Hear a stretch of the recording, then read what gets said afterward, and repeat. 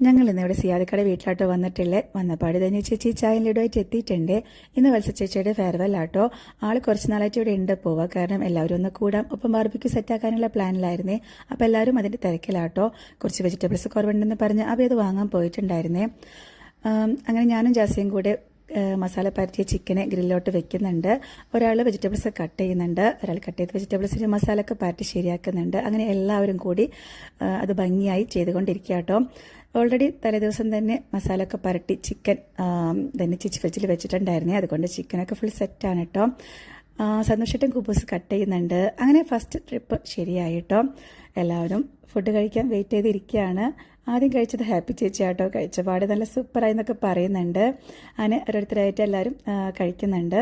ഇവിടെ കുറച്ച് സ്പേസ് ഉള്ള കാരണം പിള്ളേർക്കൊക്കെ കളിക്കാൻ നല്ല ഇഷ്ടമാട്ടോ. കളിയുടെ ഇടയിൽ റയാൻ ചെറുതായിട്ടൊന്ന് വീണായിരുന്നേ, എന്നാലും കുഴപ്പമില്ല. അപ്പോൾ എല്ലാവരും ഫസ്റ്റ് ട്രിപ്പും സെക്കൻഡ് ട്രിപ്പൊക്കെ കഴിച്ച് മൊത്തം കാലിയായി.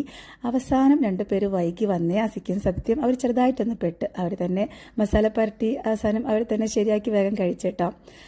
ഇവിടെ കുറച്ച് വെജിറ്റബിൾസൊക്കെ ഉണ്ട് കേട്ടോ. പയറും കോവയ്ക്ക അങ്ങനെ നല്ല രസമുണ്ട് കാണാൻ. വിൻ്റർ സീസൺ ആയിക്കൊണ്ട് കുറച്ച് ഫ്ലവേഴ്സൊക്കെ ഉണ്ട്. അങ്ങനെ എല്ലാവരും കൂടി ഫോട്ടോ ഒക്കെ എടുത്ത് പിരിഞ്ഞു കേട്ടോ. അപ്പോൾ ഇത്രയേ ഉള്ളൂ. Okay, by.